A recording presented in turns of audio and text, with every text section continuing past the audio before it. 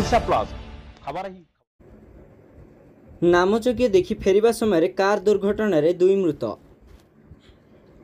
भंजनगर थाना अधीन फुलबाणी मुख्य रास्तार बुदुली और मुजागड़ मध्य एक कार दुर्घटना घटी दुई जन मृत्यु घटी। एथिसह गाड़ी रे थिबा दुई जन आहत होइतिबा जणा पड़िछि। मृतक माने हेले बेलगुंठा थाना खजुरीपल्ली ग्रामर जितुन बाड़तिया और बेलगुंठार मनोज कुमार प्रधान।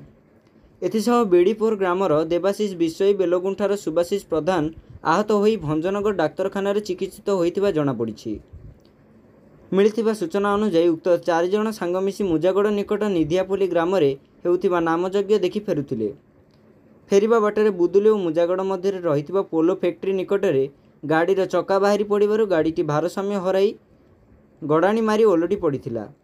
सेही रास्ता देई जाउथिबा लोकमाने उद्धार करबा सह मुजागड़ ठारे थिबा पुलिस कर्मचारी माने घटनास्थल रे आसी पहुंचिथिले।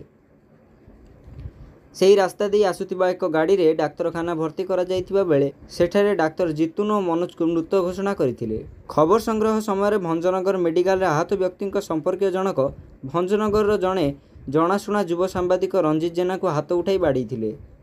रंजित जेना निजे सांबादिक परिचय देबा परे मध्य बाड़ेबा सह फोटो उठाइबा पई बारण करथिले, नचेत हत्या धमक देइथिले।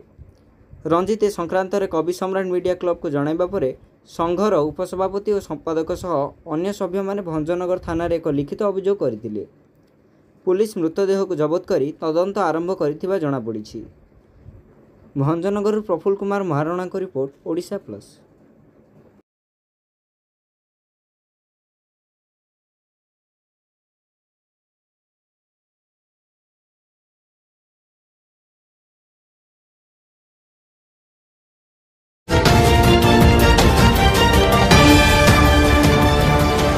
ओडिशा प्लस खबर ही